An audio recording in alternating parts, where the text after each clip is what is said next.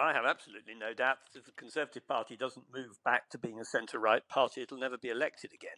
That, it seems to me, to be as overwhelmingly obvious, because that is, in fact, where its track record has always lain. And if they abandon that, then they are going to, they may think that, oh, well, we just bring back these reform voting voters. But actually, those voters won't come back.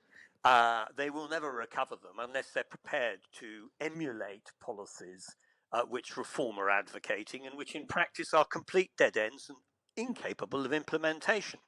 Turn our attention to the Conservatives. The leadership contest officially opens this evening. James Cleverly has already declared that he is going to be standing to replace Rishi Sunak. He announced this in a video online. We can once again restore the confidence of the British people in us as a party. That is why I am putting myself forward to be leader of the party, and that is why I ask for your support to make sure this party once again is properly able to serve the British people.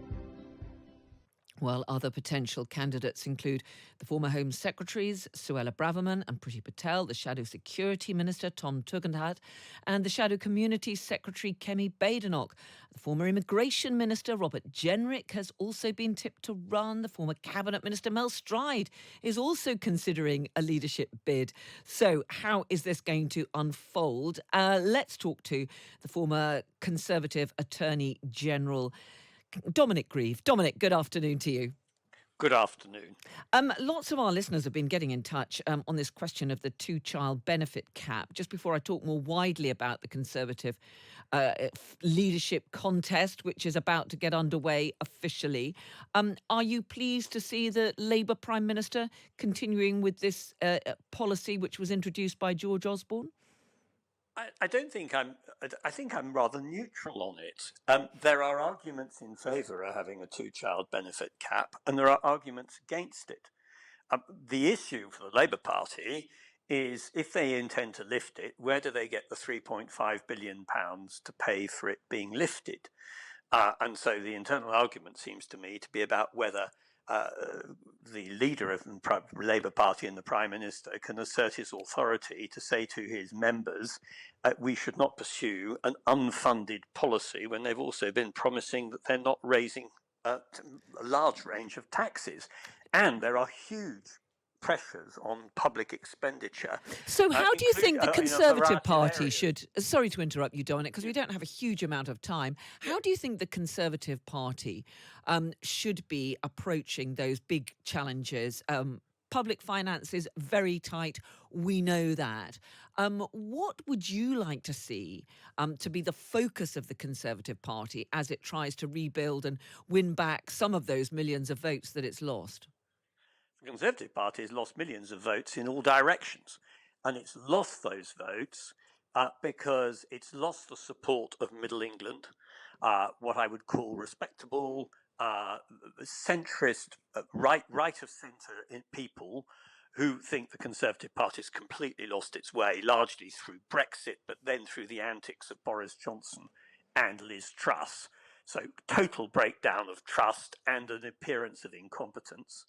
And also hemorrhaged votes, I have no doubt about that, to Reform, because some of the people who traditionally voted Conservative because they thought that the Conservative Party understood them have gone off to Reform, partly because the Conservative Party has failed completely to explain to these people, whilst some of the things that they are worried about do not have easy solutions. So there does seem to be a bit of a dilemma here, Dominic, doesn't there? Because there are some within your party saying, look, we've got to address the voters who've left to go and support Reform. We need to be tougher on immigration. We need to be talking about pulling out of the ECHR and so on.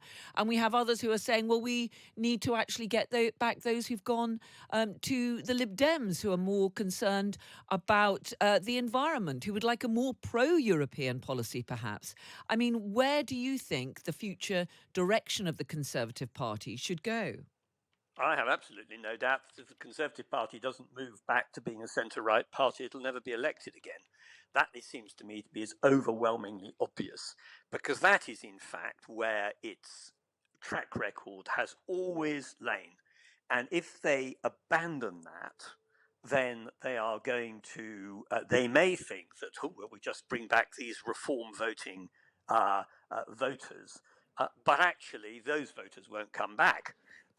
They will never recover them unless they're prepared to emulate policies which Reform are advocating and which in practice are complete dead ends and incapable of implementation.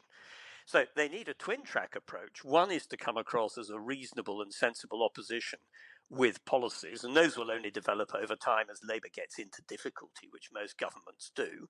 And then secondly, that they come across as moderate and sensible, whereas the impression that they've been conveying in the last few years is that in fact they're a mixture of incompetence and pursuing fantasy policies which are in practice undeliverable. So who do you think is the candidate? Clearly, many have not declared their hands yet, but who would you like to see emerging as the leader to take your former party through this process? I think this issue is very much a question of whether the individuals concerned are going to pursue sensible policies or not. I know some of them. James Cleverly, we were talking about a moment ago, I mentored and encouraged into joining the Conservative Party, and I've always had a high regard for him. Tom Tugendhat I know very well. Lots of these people might be able to do the job very well. I think that one or two of the people putting themselves forward, I think the Conservative Party would be completely mad to, for example, to end up with Priti Patel as its leader, because all the evidence is that she is neither competent nor has actually any understanding of the nature of high office, because we saw that when she went on a frolic of her own and was dismissed by Theresa May some years ago. That is the way of disaster if they intend to go in that direction. Dominic Grieve, former Tory Cabinet Minister, really good to have you with us. Thanks so much for joining us. Thank you. Lots of you have been getting in touch on this question of the two-child benefit cap. Catherine says she has no sympathy at all for the 7 suspended MPs. They were warned, they played chicken with the Whip's office and they lost. It's a good move from the Prime Minister.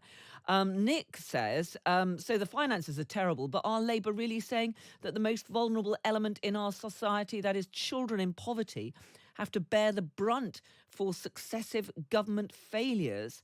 And Annie says, can this lady, I think she's referring to Afsaneh Begum, tell me why she believes the state should pay people who cannot afford to have more than 2 children? It strikes me as insanity and the quickest way to destroy a society. And another of our listeners says that we should have asked her, I think as I did, why other responsible parents have to support irresponsible parents, as she calls them, who make the decision to have a 3rd child.